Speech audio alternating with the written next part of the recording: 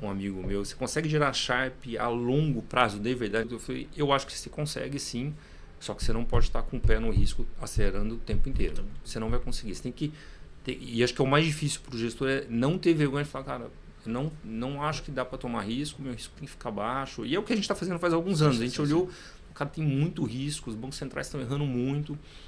Vamos ganhar aqui um CDI mais alguma coisa por um tempo, não vamos precisar ter vergonha de fazer isso. Aí a hora que a janela abrir para você tomar risco de verdade, aí você acelera. A gente não tem vergonha de acelerar no risco.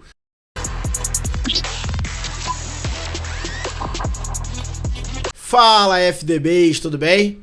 Estamos aqui mais uma vez com o nosso O Fundo do Baú. E eu, Pedro Barbosa, como host, estou aqui com o meu amigo Marco Saravalli de Tantas Andanças. Fala aí, Marcão. Muito obrigado pelo convite. Hoje é um prazer enorme aqui estar com esse time tão especial que a gente vai entrevistar hoje. Isso, e o time que fala muito sobre a questão de aplicações sustentáveis, eles vão explicar um pouquinho pra gente. Tomás, se apresenta um pouquinho pra gente, um pouquinho da 3R pra gente começar aí, que hoje tem assunto, hein? Legal, prazer, obrigado pelo convite. Obrigado por estar aqui com vocês. 3R gestor independente, como milhares que a gente vê por aí, né? A gente começou lá em 2012 com 13, então já faz um bom tempo que a gente está na estrada. O meu histórico, obviamente, no começo se misturou um pouco, agora já tem um time maior, mas eu fui analista de sell-side de bastante tempo. Comecei em 96, fiquei até 2009. Boa parte dessa janela aí foi lá no BBA, que virou Itaú, né? O Saravalli conhece Itaú, fui Itaú bastante tempo. Cheguei no BBA em 2001, viramos Itaú no começo de 2003, fiquei até 2009, peguei aquela primeira onda de IPOs que a gente teve no mercado, na janela recente de Brasil. Eu cobria lá, eu era analista de bancos, fui estrategista da corretora para ações, bastante tempo. E no final peguei a onda de imobiliário, que é um setor que a gente acabei me aproximando muito, é um setor que a gente tem muita proximidade até hoje, as incorporadoras, shoppings, etc. A gente começou em 12 com 13, começo pequeno, e aí a empresa que a gente tem hoje, a gente começou a botar com essa cara em 2016. São 3 produtos. Hoje a nossa geração de alfa é toda em ações. A gente pode ser que ao longo do tempo a gente faça outras coisas, mas hoje é ações Brasil, né? Então a gente tem um long only, que é o 3R Radix FIA, um produto excepcional, quem quiser bater lá e olhar, um produto com 10 anos de histórico, nenhum ano negativo até hoje, graças a Deus, bater na madeira, um produto muito legal. O 3R Genus Redfin, que é um equity hedge, também com histórico bem sólido, 6 anos de histórico. E o Long Bias, que é um produto pequeno, ainda é meio incubado com dinheiro nosso lá, que é o 3R Cedar. Ações, fundamentalista, visão de longo prazo, na ponta da compra uma visão bem de valor raiz. Eu sou o gestor de 2 produtos, que é o Equity Hedge e o Long Bias, e o Rodrigo Bozelli, que está com a gente desde 20, ele trouxe o produto, na verdade, o Radix, que é um produto que começou lá em 2012, mas começou antes, como clube em 2010 ele começou, eu conheço o Rodrigo desde 2012. Ele é o responsável pelo Radix. Então, todos os produtos passam pelo mesmo comitê de investimento, onde a gente decide tudo. Casa bem processual, apesar de ser uma casa pequena, a gente trabalha num lugar grande, então bem processual. Eu faço a ata do comitê, ata detalhada, bem feita. Te acho importante, muito importante isso, o processo. Então eu e o Rodrigo somos gestores, cobrimos setores, tem mais um time de mais 3 pessoas. O Adriano Cury, Felipe, Viana e a Marcela. São 3 analistas e nós 2 somos 5 analistas e 2 gestores, tocando o dia a dia, isso, visão de longo prazo, fundamentalista. Eu acabo me dedicando um pouquinho mais à visão macro estratégia pela minha formação, que é o que eu sempre fiz. E o Rodrigo acaba vindo mais com o micro, eu faço muito micro também, mas ele é o cara que puxa normalmente, vê modelo com os analistas, que é uma coisa muito legal que a gente faz lá, muita coisa, não tudo, na verdade não é muita coisa, 4 mãos ou 6 mãos, não tem nada feito por uma pessoa só lá. Então essa é a casa, acho que tem uma história, os fundos estão com, você vê janelas de 3, 5 anos excelentes, com risco-retorno muito, muito bom e é isso. Ótimo. Vocês têm, como você mesmo falou, histórico em FIA, só que você também no seu discurso falou que se aproximou muito ali de fundo imobiliário, real estate. Depois, como que foi essa virada de chave de certa forma, e quando você montou o fundo 2012, por que você não foi pelo caminho do fundo imobiliário? Como é que foi isso? Perfeito, ótima pergunta. Não sei como você chegou nela, mas pouca gente pergunta isso. Quando eu saí do Itaú em 2009, eu tirei um sabático, estava no meio da crise, né? Eu saí em fevereiro, né? No carnaval, eu lembro direitinho. O mundo parecia que ia acabar. Nunca me esqueço, peguei o dinheiro meu, o dinheiro da minha rescisão e tal, tudo, comprei tudo em ações, graças a Deus, aquele 2009 foi fantástico. E aí no meio pro final de 2009, a primeira coisa que eu fui tentar fazer é montar uma gestora voltada para imobiliário, que está lá até hoje, o meu sócio ficou com o negócio. A gente tentou montar uma empresa, montamos na verdade uma gestora, fizemos CVM, fizemos tudo, tentamos botar de pé um fundo. Tivemos um negócio até bem grande na mão, que era nós, Hyatt Tecnisa. Ninguém vai lembrar disso, mas teve um MOU que a gente assinou com o Hyatt Tecnisa para fazer 40 hotéis no Brasil. Então a gestora ia ter propriedade do imóvel, né, para alugar, contratar a Tecnisa para construir. Isso aí está registrado em alguma ata de reunião? É sua ou não? Precisamos contratar esse não está aí. Resgatar um pouco isso aí. Contratar o Hyatt para construir, a Tecnisa para construir e o Hyatt para operar o hotel.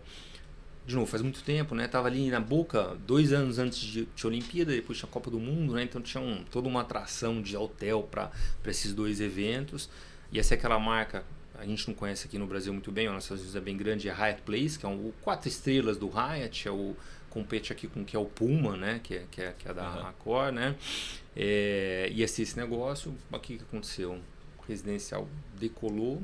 Aí o custo do terreno, a conta não fechava para o hotel. O hotel é uma conta sempre muito difícil de fechar, né? Quem já viu com cuidado, quem já viu um contrato, a gente viu, porque a gente negociou com o Hyatt o contrato de operação do hotel.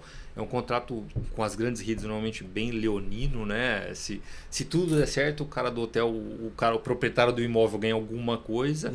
Se der errado, o operador ganha o dele e você fica ali com uma rentabilidade muito baixa. É muito difícil de ganhar dinheiro com hotel. E aí, num certo momento, a hora que a gente viu que as viabilidades, a gente começou com viabilidade em São Paulo, que ia dar estabilizado lá um yield de 14, 15, 16, na época era a Selic ainda do começo da Dilma, a Selic de 12, então tinha um spread que fazia sentido, a gente achava que a gente conseguia captar com aquele spread. A hora que a gente revisou tanto os custos de construção, porque o residencial estava explodindo, quanto pelo terreno e pelo custo de construção, veio para o yield de 12, 13 e a conta não fechava. Então, e aí que a minha história começou. E também assim, a hora que eu sentei lá para fazer a parte imobiliária, o que eu percebi, que eu não sabia antes, tinha uma afinidade muito grande, o meu DNA, como eu me formei, ver os movimentos estratégicos, ver o trend do setor. Mas a parte de quando você vai para fundo imobiliário tem muita questão contratual, né? Negociar os contratos, a parte legal é muito pesada, é muito intensa, tem muito valor lá e eu não agrego valor naquilo. Eu percebi isso rapidamente, eu falei, cara, eu não agrego valor nisso. Então a gente faz muita coisa imobiliária nos fundos, muito, a gente adora fazer. É um setor que a gente pode falar, acho que sem medo, a gente tem um histórico muito bom lá, comprado e vendido. Pega nossos fundos lá, 2021 foi um ano que a gente acertou muito. Estava super vendido no setor, porque a gente achava que os valores não tinham sentido, etc. Então a gente gosta muito, mas o que eu consigo fazer melhor é olhar para a tela, olhar para o ciclo do setor, olhar para o preço do ativo e arbitrar isso. E aí o listado é uma coisa que te viabiliza muito mais isso. Então eu percebi que no lado real eu agregava menos valor. Agora pegando o que eu conhecia, a minha bagagem, olhando para a tela e pegando um ativo listado que tem preço todo dia, eu consegui agregar mais valor. Então, por isso que eu saí do imobiliário, e puro imobiliário, vamos dizer assim, e fui para o listado, que é onde eu acho que eu navego melhor, eu agrego o valor de verdade, eu consigo gerar alfa de verdade. Então, por isso que a gente deixou de tocar o imobiliário. Adoro o setor, olho muito o setor. A gente tem posição hoje, e sempre umas posições meio diferentes, posso falar já de cara. ainda tem paixão pelo imobiliário? Adoro. É o setor que eu ganhei dinheiro na minha vida, assim, e tem muito gestor grande que fala assim, não olho para imobiliário, não tem? Tem porque, assim, quem é muito grande, eu até entendo, porque realmente a liquidez do setor em bolsa ficou reduzida. Tem papel grande. Tem, né? Papel grande. Se bem que, só curiosidade, tem Cirela, deve ser a maior, mas isso. Só que ela está no índice small cap, né? A Cirela. Se você já começa umas aberrações aí, né? E elas perderam... né? E eu acho também, assim, no nosso... comparando com uma casa grande, né? A gente tem um histórico muito bom.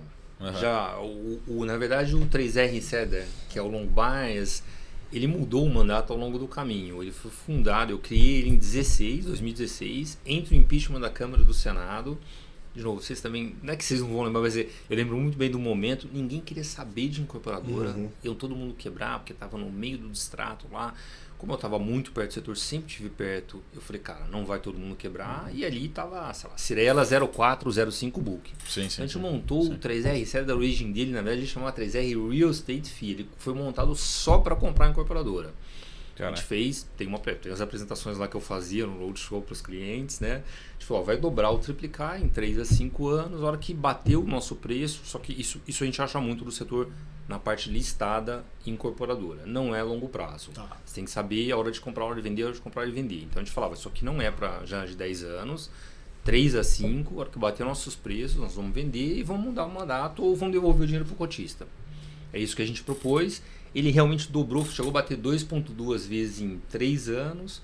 Foi o final de 19, coincidência. A gente chamou uma assembleia para mudar o mandato. Pegamos o Covid pelo meio do caminho. Foi um pouco de azar, porque o fundo não podia ter proteção. Então a gente não tinha put nesse fundo. Todos os fundos nossos no Covid foram muito bem. A gente tinha put de BOV em tudo, porque a gente tinha já uma visão meio diferente do mercado. Deu alguma sorte, porque veio o Covid, óbvio que a gente não esperava.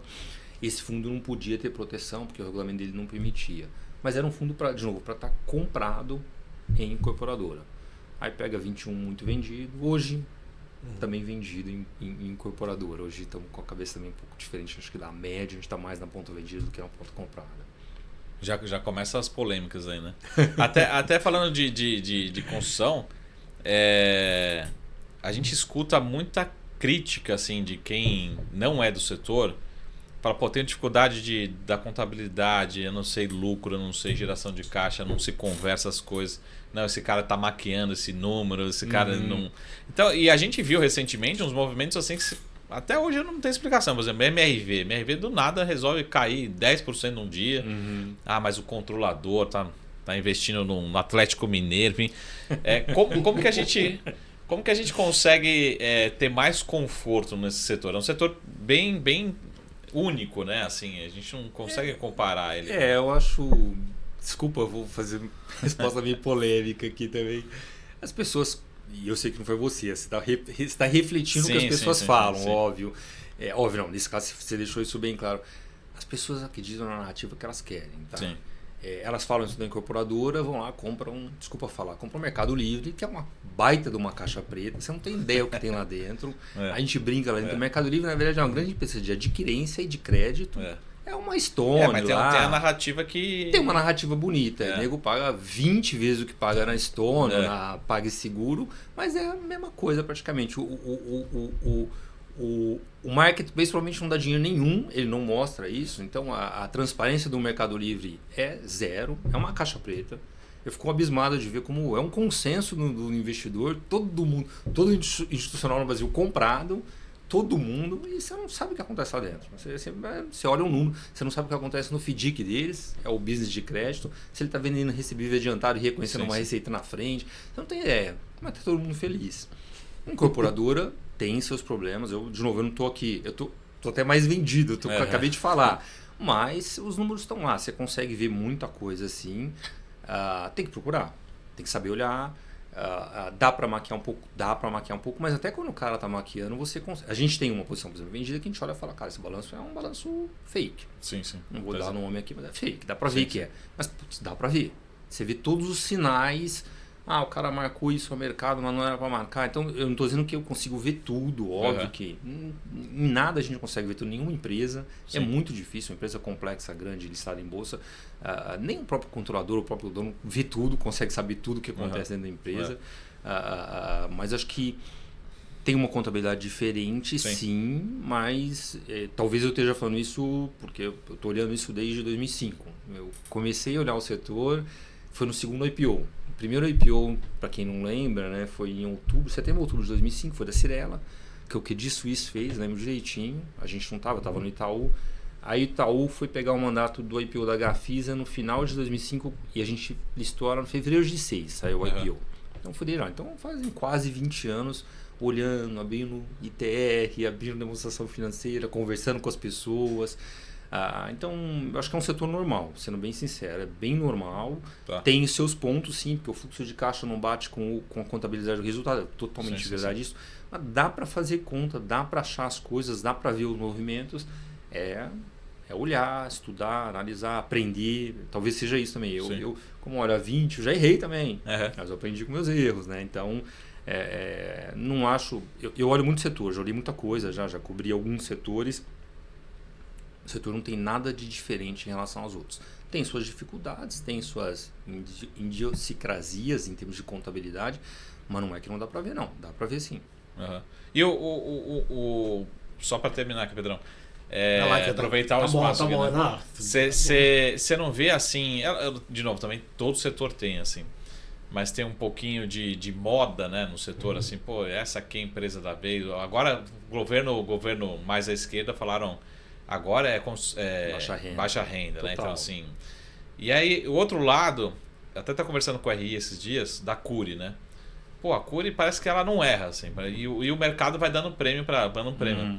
Parece que a Cury é a VEG da como é que você vê esse tipo de crítica, enfim? Não, acho que, de novo, um setor normal. Tem a VEG, tem a Cury. É um setor normal. Tem as suas empresas, tem aquelas empresas que são muito consistentes recorrentemente. Isso. Acho que o que dá para falar assim é um setor que as baixas rendas fogem um pouco disso, mas é um setor muito artesanal ainda. Então, o ciclo da empresa depende do terreno que ela comprou, como é que posição que está aquele terreno, que tipo de perfil de produto que cabe lá. Então, você tem uma janela de 3, 4, 5 anos, que é um ciclo de uma empresa, que ao longo dele você muda muito pouca coisa do que está acontecendo naquele ciclo. Uma coisa que pouca gente pensa, eu nunca ouvi ninguém falar, eu estou falando. A hora que você faz um lançamento, para mim, é que nem fazer o underwriting de risco de uma seguradora. Você lançar uma policy. Porque a partir do momento que você lançou, você controla pouca coisa. O custo vai ser... você não controla. É o input, material, mão de obra, você não controla. Preço de venda, você pode mexer um pouco nele, mas depende do consumidor lá conseguir comprar mais ou menos o preço. Então, a partir do momento que você lançou, você perdeu um pouco, muito do controle. Pouca gente pensa nisso. Eu, por exemplo, uma coisa que eu vejo hoje no médio alto é isso. Eu vejo o pessoal lançando muita coisa com cenário incerto para frente, apesar que o juros vai cair, que é bom, eu concordo que é bom, mas acho que tem muita incerteza. E eu tenho a sensação que as empresas estão tomando um risco desnecessário. Eu falo, cara, não precisa, tira o pé um pouco, vamos vender todo esse estoque que tem na mão, que tem muita coisa. Mas de novo, são características do setor, mas não vejo a Cury. A gente teve Cury muito tempo. O Rodrigo até aqui. O Rodrigo, quando veio, né, quando ele trouxe o fundo em 20, ele conhecia a Cury de antes de listar. Então, conversava muito com o Ronaldo. A gente tinha uma proximidade muito grande. Temos até hoje, é uma puta empresa. Mas, de novo, tem a VEG, tem a Cury, cada setor tem as suas. O pessoal ama a Localiza, né? A Localiza exato. Faz o que faz, né? Continua amando ela. Fala que Movida tá barata e a Localiza não para de subir. Isso. Então, acho que, de novo, é um setor normal, com as suas empresas que vão muito bem, as empresas que sempre dão trabalho, que estão ameaçando quebrar toda hora. Acho que é um setor, de novo, normal. É questão de estudar, acompanhar, olhar os números e tirar suas conclusões aí. Boa. E Tomás, ainda nesse caminho, já aproveitando que ele gosta e vamos embora. Hoje, o seu passivo, tá, no fundo, ele acompanha muito essa questão que vocês até colocam muito no site, a questão de sustentabilidade e até sustentabilidade de alocações, né? E até por vocês serem e gostarem muito da parte imobiliária, esse passivo também acompanha isso? Você está muito afinado com o que vocês pretendem? Ou é mais a questão do, cara, vamos dizer, uma pessoa física alocar no fundo por causa de rentabilidade? Como é que tá isso? Não, o nosso passivo hoje é um passivo mais, vamos assim, genérico. Não está ligado a esses dois temas, está muito pouco ligado aos dois temas. É um passivo que a gente vem distribuindo ao longo do tempo. Então, tem institucional, tem uma pessoa física que vem via plataforma, tem um pouco de tudo lá no nosso passivo. Acho que ele é bem razoavelmente distribuído. Eu diria que ainda é um pedaço maior um pouco, pessoa física que vem em plataforma ou parceiros que a gente tem aí na parte de distribuição. A gente tem alguns parceiros relevantes, mas não está ligado a esses dois temas. A parte de sustentabilidade na 3R, ela está no DNA dela. Você leu no site, você leu correto. A gente criou isso em 2012, 2013. Não existia ESG. Até lá dentro da 3R eu sou aspas, criticado pelo meu sócio, não sou criticado, eles me provocam muito, porque a gente não surfa a onda do sustentável, porque não é o nosso DNA falar para fora, é o nosso DNA porque a gente acredita. Então a gente criou em 2012, não existia ESG, não existia ESG. A gente pensa com uma cabeça sustentável, a gente pensa nos produtos com uma rentabilidade sustentável, mas não é uma coisa que a gente fique marketeando, tá? Então, como consequência disso, o passivo não veio por causa disso, tá? Ele não está vinculado a esses dois temas, não. Até na parte imobiliária a gente quer, acho que existe uma ideia lá dentro de, ao longo do tempo, fazer alguma coisa até específica para imobiliário, listado, tem que ser listado. Então, a legislação está melhorando, né? Então, hoje você tem os multimercado para imobiliário. A gente foi ver outro dia de montar um desse. Eu amaria fazer, porque eu adoro o setor. Então, a gente no final vai replicar um pouco do que a gente faz dentro dos produtos, mas 100% num veículo, né? Mas não dá para fazer, por exemplo, o short ainda de fundo imobiliário. Eu queria poder fazer short de tudo. E long. Para poder escolher a hora, agora quero estar aqui, agora quero estar lá. Isso não tem essa possibilidade. A gente queria muito poder ter essa possibilidade. Na verdade, pelo que a gente viu no multimercado de imobiliário, não posso nem fazer short de papel listado. E aí a gente falou, não, aí não dá. Tem que poder, porque a gente quer estar long em algumas coisas e short em outras. E aí vai mudar ao longo do tempo. Né? Benchmark então, CDI. Seria benchmark CDI. Tá? Mas voltando, o passivo não está ligado a isso. Apesar de... É o nosso DNA, a gente acredita pra caramba. Mas a gente marketeia pouco, no fundo. Não a gente foca muito em ter bons produtos com risco-retorno adequado. Muito. A gente trabalha isso o tempo inteiro, pensa muito nisso. Acho que se olhar as janelas nossas de 3, 5 anos, você vai ver isso lá. Graças a Deus está refletido na cota, né? O nível de volatilidade, que conversa com a rentabilidade. Não é que vol é baixo, é bom. Tem que conversar uma coisa com outra. Então a gente foca muito na sustentabilidade nesse aspecto. Ter bons produtos que a longo prazo sejam bons produtos. Ponto. Até multimercado na indústria que sofreu um pouquinho, né? Principalmente ali em 2022. E fazer algo diferente, né? Porque multimercado o pessoal não vem mais aqui, né? Podcast de fundos. Mas eu penso nisso, assim, os fundos multimercado parece que eles tomam decisão todo mundo junto. Eu tô animado com bolsa. Aí os outros 700 fica todo mundo animado com bolsa. Eu vendi dólar, né? Todo mundo começa a vender. Parece que eles estão sempre acho que se posicionando juntos, né? Acho que a indústria também, de maneira geral, foi acostumada assim, né? Nossa leitura, cara, quem somos nós, assim, a gente tem a noção mas assim, é muito tomadora de risco, né? No geral, essa é a percepção que a gente tem lá. A gente montou um equity hedge, que é um multimercado, de baixo risco. Baixo para médio. E em parte, um dos motivos a gente vai falar, tem muita gente que toma muito risco.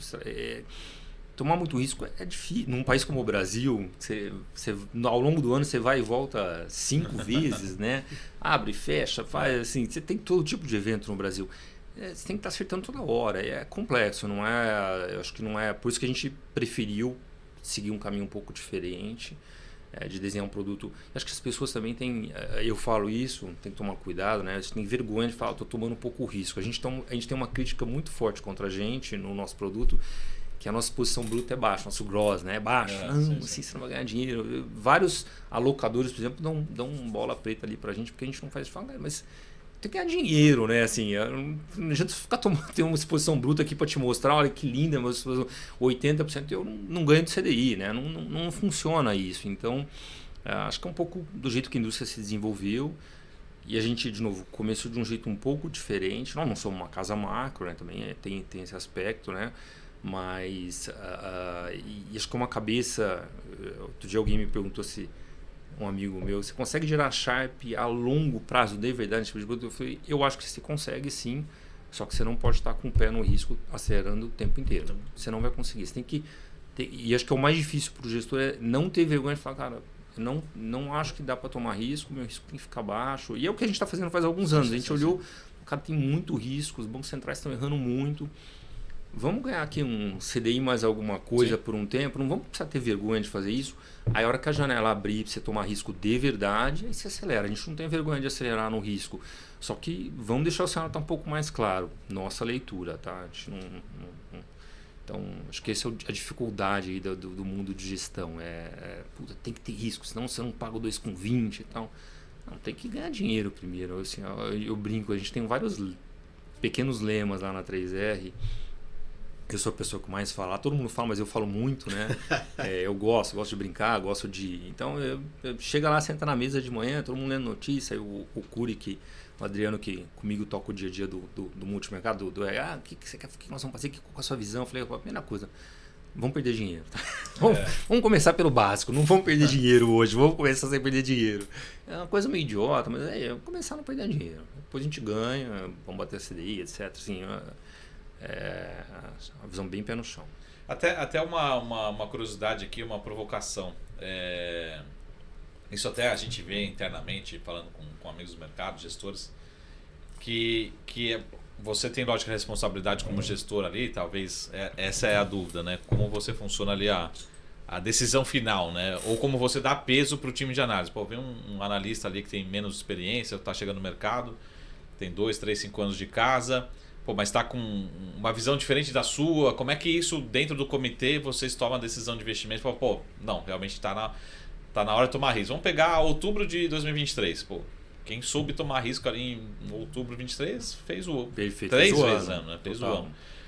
Como é que o dia a dia do comitê interno de vocês, junto com o time de análise, os analistas, enfim, dentro das suas atas aí? Não, total. É uma ótima pergunta. Acho que a gente escrever as atas, né? Bom que dá pra chegar lá e depois a gente vai publicar essas atas. Não, eu escrevo tudo, tá tudo guardado, né? Tá tudo eu escrevo, eu vou com o celular e com o teclado, bato lá tudo e vou para minha mesa no final e passo para um documento, redijo um pouco mais completo e circulo para todo mundo estar aware e concordar. Se alguém não concordar, vai responder, não, isso aqui não foi eu que falei e tal, etc. Acho que é uma arte isso, é difícil pra caramba. Acho que é uma das artes de gestão é você ter um time que todo mundo fala lá, você entra no site, todo mundo, experiências complementares, é chique pra caramba. Cara, você ter gente que não pense exatamente igual, mas que consiga trabalhar junto é uma dificuldade gigante. E você ter alguns gestores mais seniors que as pessoas não façam só o que eles fazem, que eles também... É difícil, porque no final você vai qualquer gestora dessa grande, eu não vou falar desses caras macros, caras deuses lá, bom, quem que vai lá falar, o Stuberg falou uma coisa, você vai falar, não, o cara na verde não, tá totalmente errado, e convence o cara de que tá... Não tô dizendo que, não sei se acontece, não acontece, como é que é a dinâmica, é difícil. Você foi num ponto super importante. Sim. O que a gente faz, assim, a gente tem um comitê super aberto, né, super participativo. Acho que tem umas coisas de personalidade, né, assim, eu acho que no nosso caso a gente consegue fazer uma coisa legal.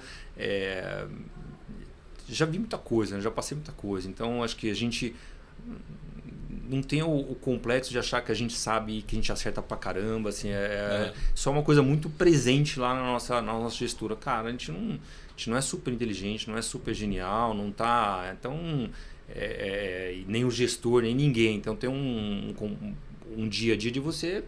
Já tá errado, às vezes vai fazer o que o outro cara faz. Assim, tem uma questão de personalidade, o ambiente que você estimula e que você coloca de não ter... uma pessoa e não superestimar a capacidade de uma pessoa de acertar sempre, etc. A gente procura isso, estimular muito que as pessoas participem, que discutam, que tragam opinião e no final a decisão lá, eu não vou falar que é consenso, porque o consenso sempre você caminha para ter o risco do consenso burro, né? Todo mundo fala. Mas tende a ser uma decisão muito mais para consensual do que para voto. Sim. Então, as grandes decisões nossas, as grandes posições, realmente elas acontecem quando todo mundo concorda ou quase todo mundo concorda. Isso é bem claro pra gente. Assim, e até por isso não tem uma aposta, uma posição ou um mês que vai fazer o resultado da gestora.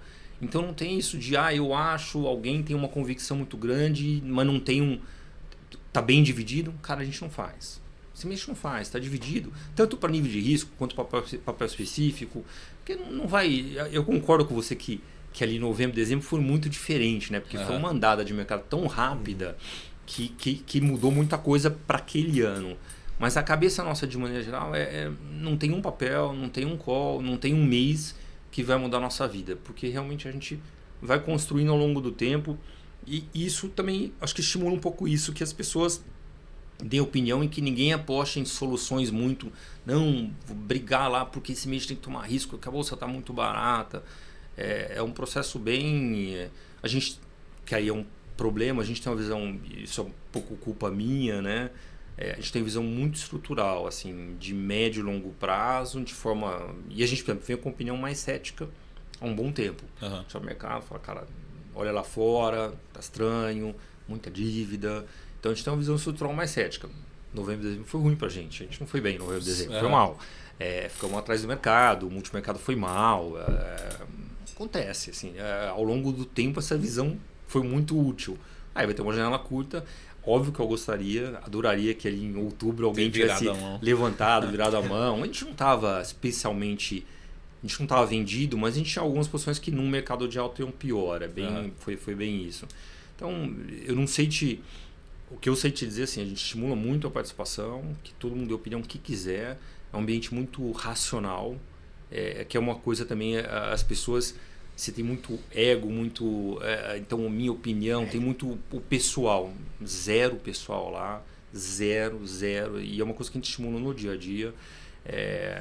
Isso eu provoco, brinco o tempo inteiro, mas assim, cara, eu erro pra caramba, eu erro pra caramba. Talvez eu me comente até mais meus erros lá do que meus acertos.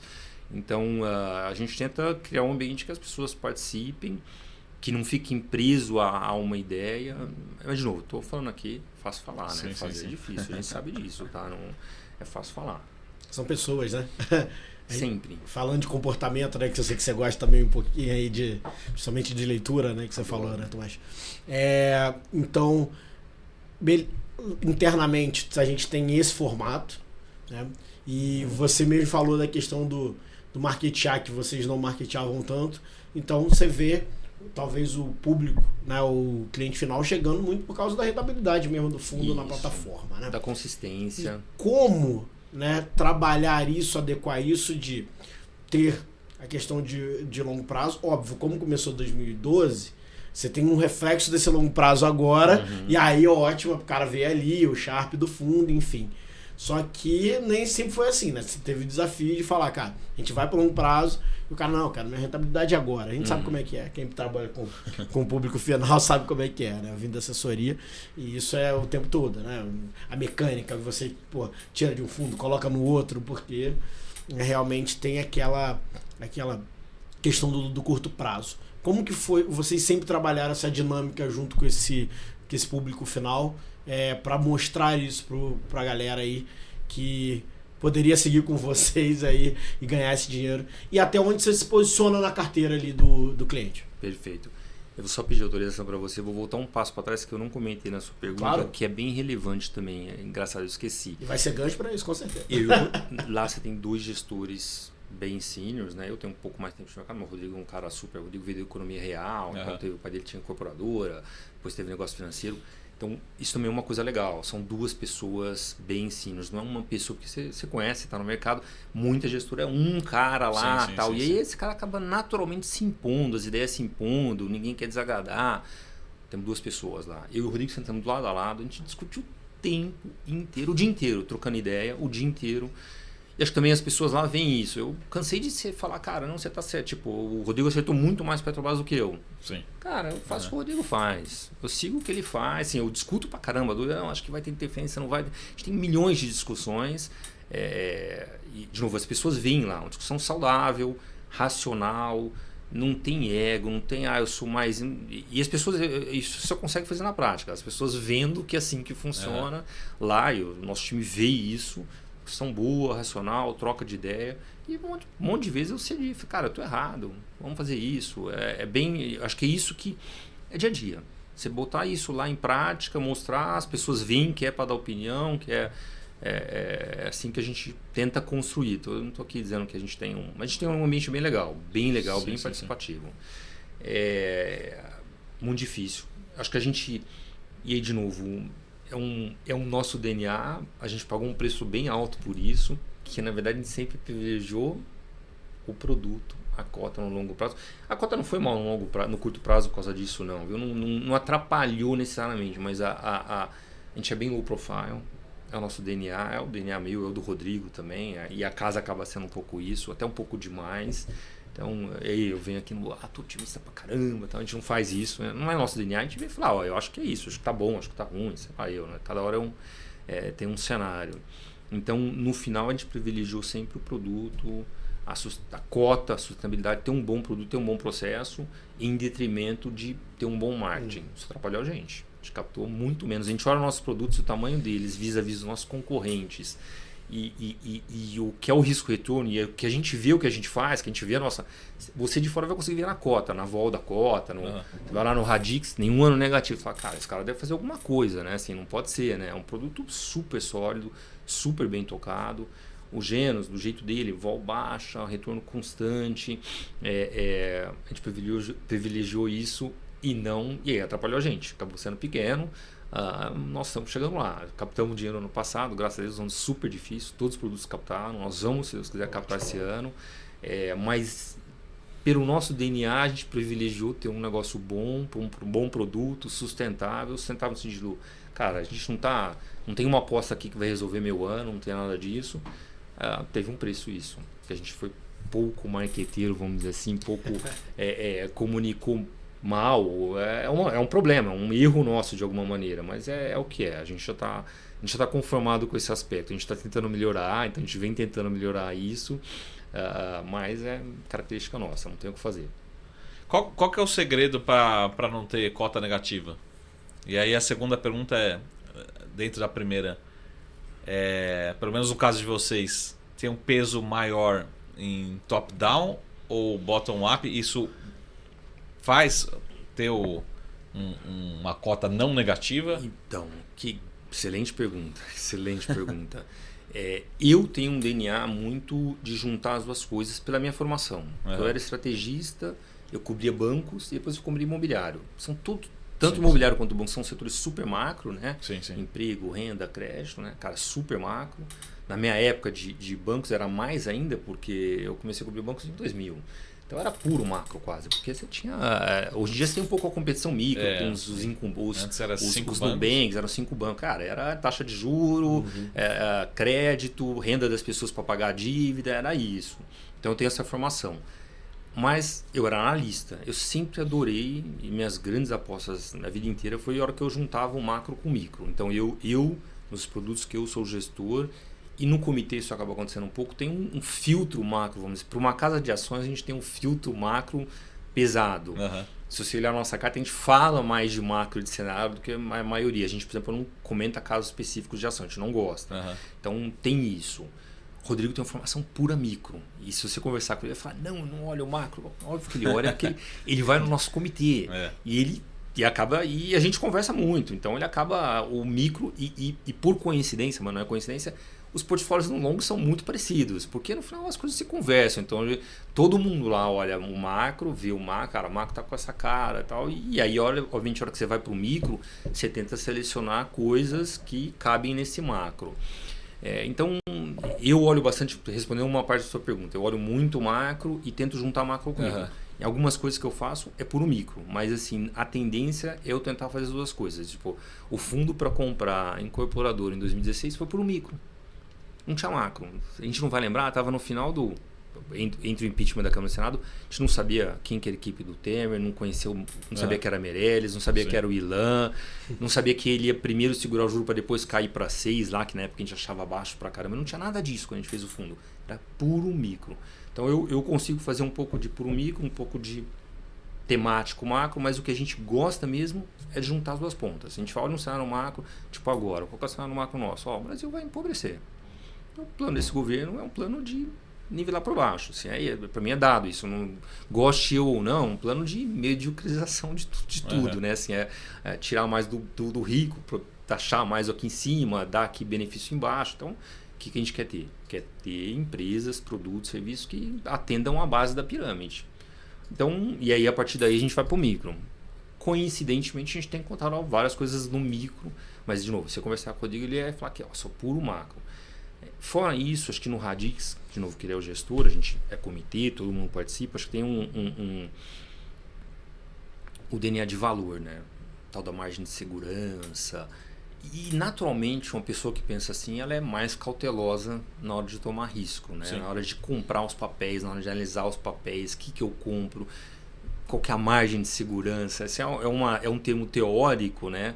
Mas no final está refletido na sua maneira de fazer conta. Ó, fazer conta de quanto vale esse papel, quanto que é o upside, quanto que é o downside, o que pode dar errado. O processo nosso na compra é muito isso. E acho que o Rodrigo é mais ainda nisso, muito cauteloso, muito. A gente é muito cético, muito. E aí também é uma coisa legal, não somos só nós, óbvio, né? Tem 2 pessoas experientes, aí, cara, a gente vai ver o qualitativo da empresa, ver o qualitativo do gestor, quem está mentindo, empresa mente pra gente pra caramba, né? E acho que a gente conseguiu ao longo do tempo isso, aprender, filtrar bem. Óbvio que a gente também toma bola nas costas, né? Somos pessoas normais, já tomamos algumas bolas nas costas. Aliás, no ano de 21, que foi um ano super difícil, a gente tomou uma, foi Qualicorp. Vou falar um caso aqui. De repente a gente descobriu que o CEO estava morando em Miami. O cara ficou revoltado. Né? E a gente tinha na carteira, a gente tinha zerado, mas a gente perdeu o dinheiro nela, né? O cara ficou revoltado com nós mesmos. Cara, como é que a gente não viu isso?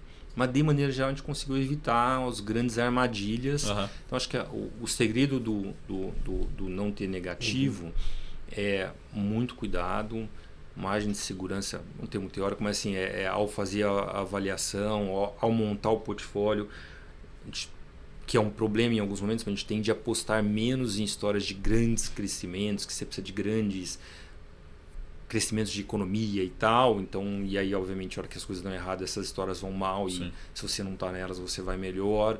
É o jeito de fazer. Acho que é um cuidado. E acho que no final, de novo, é chavão. A gente sabe que mas essa é a cabeça. Ó. Primeira coisa é não perder. Se você olhar o Radix, o Rodrigo fala muito isso, com toda a razão, ele tem uma história de 10 anos de alta performance contra a indústria fenomenal. Tem outros fundos muito bons, a gente olha alguns caras que a gente adora também, mas não é tanta gente, na janela de 10 anos está bem. Mas a grande diferença é quando vai mal. Sim. É não perder quando vai mal. Aquele ano, você lembra, 21 foi um ano sangrento, né?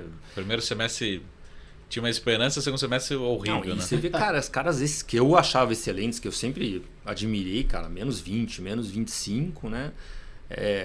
Então, e a gente ficou 0,20 positivo. Foi marginalmente positivo, mas foi positivo, né?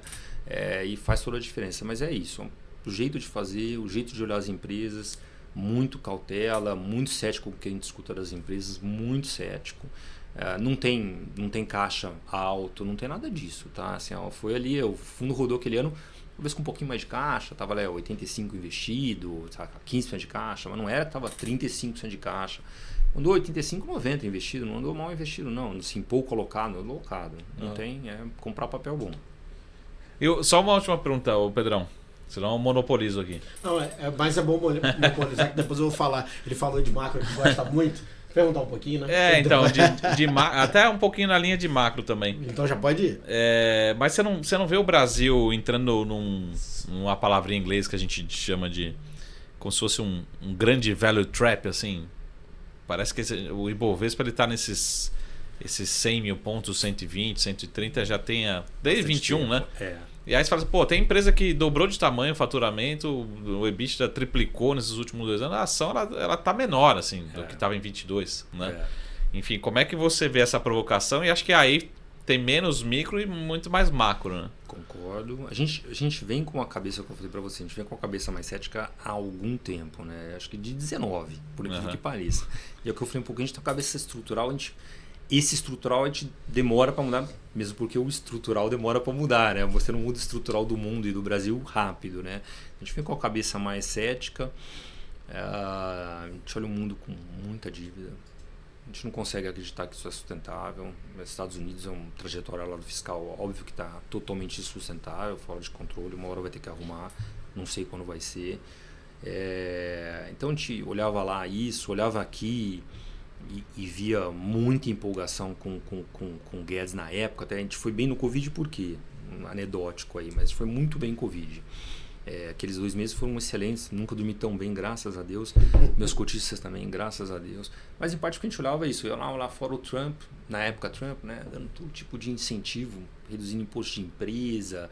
Eu gosto de fazer analogia, eu gosto de brincar. Eu falava, o Trump estava indo no armário, pegando aqueles últimos anabolizantes que dava para dar para ir jogando na economia. Eu falava, cara, essa conta vai chegar. E a gente olhava aqui, via o Guedes e mercado super empolgado. E eu acho que o Beto fez um ótimo trabalho. Quem sou eu, né? Pô, não precisa falar, né? Mas eu achava que o mercado estava um pouco à frente demais. E aí, como eu junto as coisas, eu olhava o micro das incorporadoras e eu via como a recuperação lá em 19 estava muito lenta. E o setor de incorporação é muito importante, porque ele gera muito emprego. Ele é um setor de alavancagem da economia fantástico. Eu vi isso muitas vezes já. E a gente foi lá e foi bater put de Bova na época, em janeiro de 20. Meu Deus, eu quase não acredito. Fomos bater put de Bova, 16 de vol. 16 de vol, é de graça, né? Put a 16 de vol. Eu falo uma frase todo dia, mas só na prática, assim, que eu falo assim, guarda-chuva barato, é isso. Se compra dia de sol. É isso. Não, mas é isso mesmo. Aí a gente olhou, e a gente foi lá e comprou 0,5% do multimercado. O meio virou 4, porque a gente comprou a 16 de vol, a bolsa caiu 30, a gente fez 80 de vol. Então, um negócio... Mas a gente vem com uma cabeça estrutural mais cética e, infelizmente, o tempo passou e as coisas não melhoraram, as coisas pioraram, né? Então, acho que o mundo está... A China deve estar crescendo zero, eles não contam pra gente, óbvio, você não tem número, você não pode confiar em nada que vem de lá, então deve estar zero, não vai crescer 5 nunca, né? Só somar consumo de aço, eletricidade, somar tudo não dá 5, né? Então tá dado. Você tem uma questão estrutural lá gigante, né? E nem começou, né? Porque o imobiliário lá o cara ainda está completando o ciclo anterior e não vai começar nada para frente. Então, queda de demanda por aço, por tudo, ainda vai acontecer, né? No curto prazo lá estão dando uma escondida porque estão exportando carro elétrico, as fabricações dele lá, a parte de fábrica. Então, a China muito mal. Estados Unidos, na nossa leitura, está contratando uma recessão. Não sei quando vai ser. A gente até errou ano passado, que a gente tentou ficar acertando o timing. O cara esquece. Então não temos nem posição, sendo bem transparente, mas estamos loucos para tomar uma posição. A gente fala, cara, vai chegar, quando que vai ser? Porque não dá, muita dívida, um impulso fiscal muito grande e insustentável. Se ele tirar o impulso fiscal, ele vai para a recessão, um consumidor muito endividado. Coisa que pouca gente fala, a composição da dívida do americano é muito ruim. Se olhar ela em termos de percentual do PIB do pessoa física, não está nem tão ruim o total. Mas tem muito menos de imobiliário e muito mais de cartão de crédito, automóvel, que são os créditos ruins, assim, mais caros. Então, composição muito ruim. Então, a gente acha lá. E aí, aqui, o juro vai cair, que é bom. Acho que uma coisa legal que eu senti sempre bem cético, uma coisa legal que as empresas, a maioria percebeu que o buraco é mais embaixo, estão fazendo dever de casa. Você vê isso no varejo, você vê muito, né?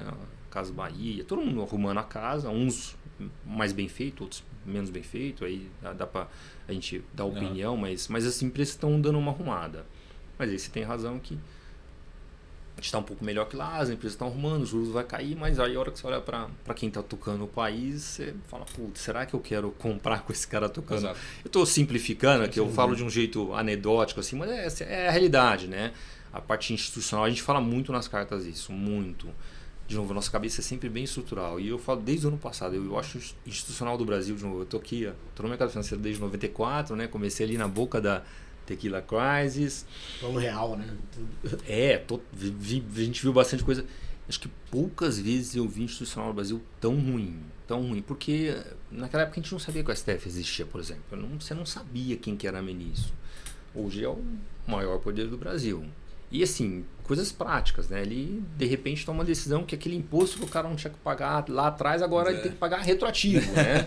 Eu ia nessa linha da pergunta, é até bom que você já aproveita o gancho, que foi uma das perguntas que um dos programas o Marco fez, eu peguei e eu achei interessante, ele até me corrige, que é quando que, né, você, óbvio, tem sempre a influência ali da política no mercado financeiro, enfim, mas quando realmente no Brasil ficou tão forte, aí ele até botou, quando ficou 50%, a política influenciando nas decisões, porque talvez muito lá atrás não era tão assim, era 30% ou 20%, você olhava ali e aí você fazia alguma posição em cima disso. Mas quando que ficou tão forte? Assim? Então, eu gostaria de, se você me permite, assim, claro. Eu não chamaria de política, eu chamo de institucional, porque não é só questão de política partidária só. Não é só a polis, né? Como as coisas estão funcionando. Tá. É porque hoje você tem um congresso, minha leitura, fraca, com uma composição muito fraca, com lideranças, com todo respeito, fracas, né? Eu já vi muito político já, assim, na minha vida. Eu adorava ali profissão política, aliás. Cara, mas a composição qualitativamente ruim, né? Muito ruim. Agendas muito pessoais, né? Agenda setoriais, né? A bancada da agrícola, tem bancadas, por quase que gangues, né? Assim, então, você tem um Congresso muito fraco, tem um Supremo que perdeu totalmente, assim, se perdeu, né? Infelizmente. Tem que tomar cuidado, senão alguém manda me pegar lá alguma hora. Mas assim, fica tranquilo que o Saravá ele resolve. Ele garante. Mas eu garanto na edição do vídeo. É isso. Mas se mete em absolutamente tudo, né? E meio sem critério, não é isso? Aquele imposto que não é agora e é retroativo, isso. Se mete em tudo, né? Então, e um executivo que no final está fraco, sem base. Acho que a junção de tudo isso, tem um institucional muito ruim, fora a agenda do executivo, que é uma agenda ruim, né? Uma agenda atrasada, para não ficar aqui em ideologia, uma agenda, ela já era velha provavelmente há 20 anos atrás, agora ela está para lá de velha, né? A agenda deles. Então, então eu não chamo de político, é um institucional. E acho que as pessoas, de novo, as pessoas muitas vezes aqui no Frali, o pessoal de ações, acho que não chega nas ações, lógico que chega, porque chega olhar o número do PIB do quarto tri, olha lá o investimento, o investimento está caindo, por que está caindo? Porque as pessoas não têm confiança. Eu fico imaginando um empresário que está vindo para o Brasil, sei lá, um europeu, né, que tem uma fábrica aqui, uma empresa grande, temos que aprovar lá 10 bi, putz, o cara vai pensar 3 vezes, assim, a gente viu. Ford saiu. E é capaz que outras façam a mesma coisa. De novo, eu não gosto disso. Não estou falando isso com prazer. Estou falando. Sim. Eu estou no Brasil, o dinheiro está aqui todo e tal, mas é um negócio. É um institucional muito. E muito imprevisível, né? Você não tem. E aí faz preço via investimento. Então, até uma coisa que se crescer muito sem investimento vai dar inflação, né? Então voltando para não fugir muito, realmente a gente olha a bolsa e fala. Falando o que é a 3R que a gente faz no dia a dia. A gente vê bastante coisa. Bastante não. A gente vê alguns ativos baratos. A gente está bem confiante na ponta long. Acho que tem que ser uma ponta long muito cuidadosa, com coisas que não dependam grandes crescimentos, grandes melhoras. Bem no stock picking. E a gente vê bastante coisa para vender também. Coisa que vai sofrer nesse cenário de um Brasilzão que você falou de lado. Cresce porque o Brasil crescendo 1,5 é um Brasil de lado. Não está acontecendo nada, né? Um país como o Brasil crescer 1,5 não está acontecendo nada. Assim. A sensação provavelmente é quase que de recessão, né? Brasil, né? Assim, então, que é um país ainda muito pobre, né? Então é meio angustiante, tá? Eu estou junto com você nisso, porque nós já estamos faz algum tempo assim, né? A gente, alguns momentos achou que podia ir, né? Que tinha uma janela, que ia ter uma reprecificação. Mas, de novo, também é Brasil. Brasil cai avião, acontece de tudo, né? Então a gente também não pode ficar. A gente fala, não é botar a cabeça debaixo da terra, super. A gente está bem cético, bem cauteloso, mas o Brasil muda muito rápido, né? Então tem que. Não adianta também ir tudo para as montanhas e tudo por renda fixa. Cara, dá uma rebalançadinha se tiver que fazer. Não sei se é a hora de fazer, talvez a hora ficou para trás já, mas o curto prazo, realmente, você não tem nada que você olhe e fala, não, agora nós vamos reprecificar. Acho que o macro, a percepção de risco está pesando muito e as empresas estão, no final, termos práticos, estão negociando múltiplos mais baratos, a taxa de desconto está mais alta e o que você pagava 15, preço-lucro, 20, você agora está a fim de pagar 12, cara, tá bom, 12 com 13, não vou pagar mais.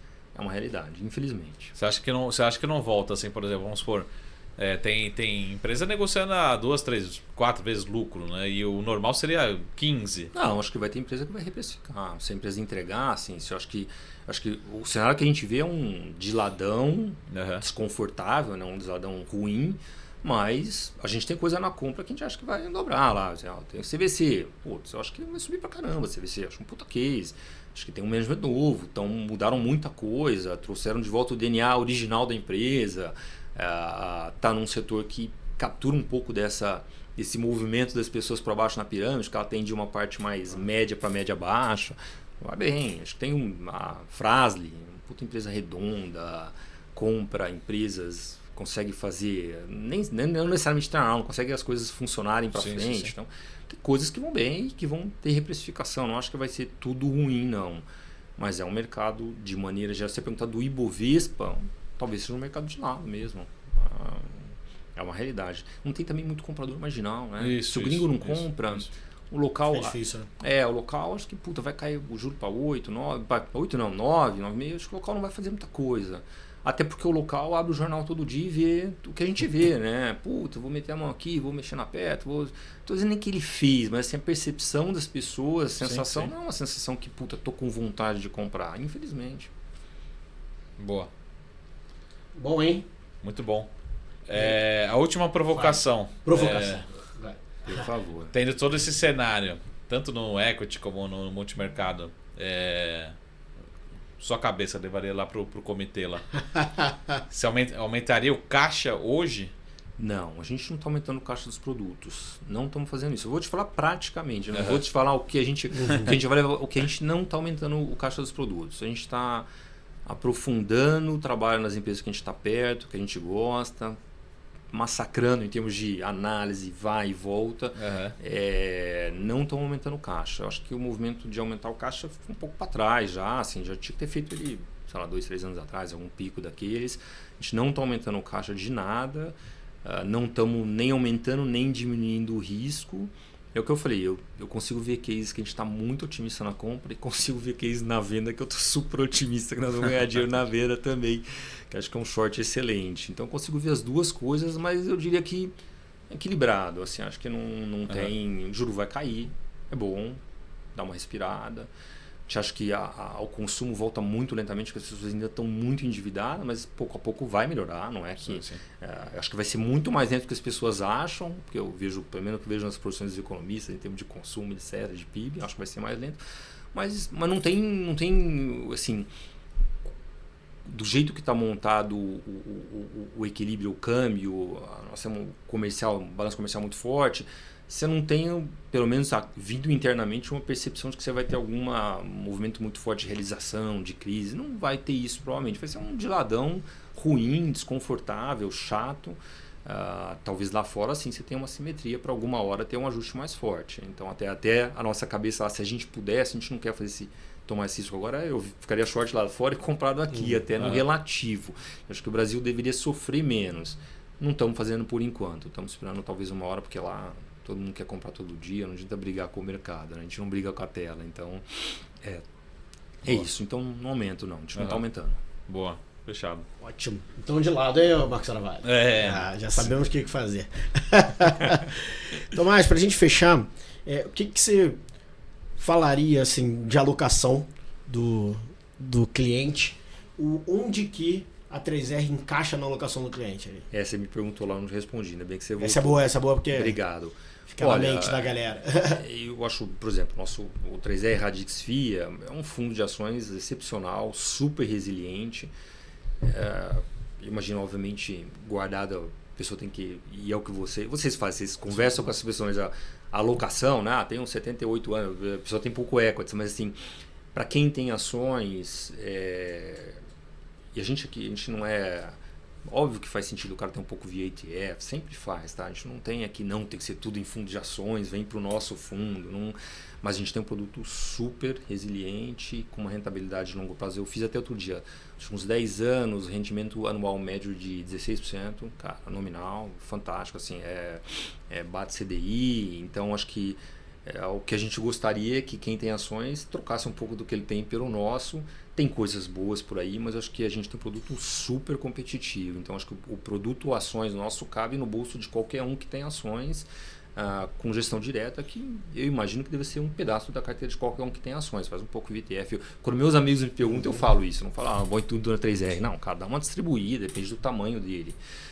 O Genos é um multimercado super competitivo, com liquidez. D3, D4, né? Então é um produto muito líquido, até quando você vai comparar com a incentivada, tem uma diferença em relação à incentivada importante, né? E com uma rentabilidade super sólida. A gente sempre fala, pra gente, ele é a primeira derivada de risco do cliente fora do renda fixa. É como a gente vê o produto. Cara, quer pisar um pouquinho fora da renda fixa, esse produto aqui é a sua primeira derivada. Vol de 2, você pegar a janela dele longa, dá um CDI mais 3, cara, que é fantástico. Então ele é um produto para ser a primeira derivada, um produto que tem liquidez boa, então o cara consegue, se tiver uma emergência, ter acesso àquilo lá. desde 2018 que a gente faz a gestão dele, teve acho que 5 meses negativos só, sendo que um deles foi 0,02, então assim, teve o pior mês dele foi 0,4 negativo, acho que foi caminhoneiros, tá? Então produto que a intenção dele é que o cara dorme tranquilo, não toma susto, não acorda no dia seguinte, tem uma crise lá fora, vai cair. Não, ali a ideia, obviamente que a rentabilidade futura não é garantia, passar não é garantia de futuro, né? Mas é um produto de pouco susto. O mandato é para isso. O mandato é para isso, é um produto de baixo risco, então ele cabe nisso aí, nesse bolso do cliente. Acho que é esse, é o primeiro derivado de risco dele para ter um retorno acima da renda fixa, com bastante liquidez, sem risco de crédito, zero de risco de crédito, então não tem risco de crédito. Essa é a proposta dos dois produtos. Basicamente, quem não quer ter mês negativo, dá 3R, né? É isso aí.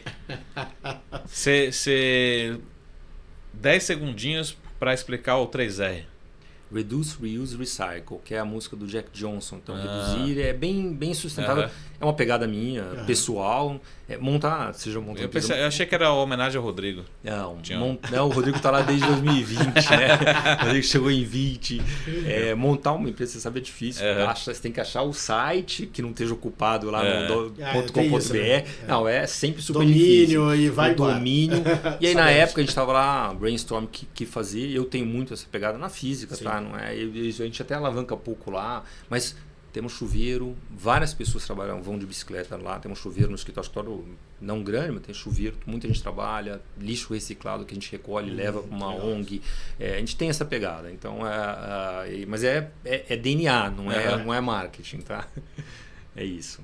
Boa. Viu? 3R, cara. Você pensou que fosse, olha, né? Nada a ver. E eu achei que era homenagem ao porque ficava voando.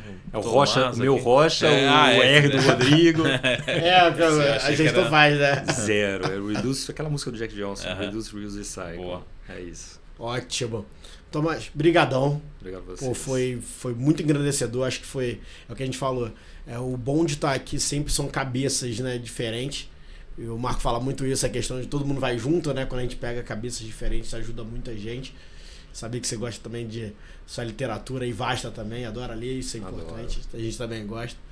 Marcão, obrigado mais uma vez. Obrigado, muito gentil. Prazer enorme. Galera, vamos para mais o Fundo do Baú. Vai nas redes sociais. Acha a 3R também nas redes sociais. Em todas as redes sociais? Sim. Então, é ótimo. A Renata dá um tapa lá, né? Ótimo, exatamente isso. E até a próxima. Um abraço.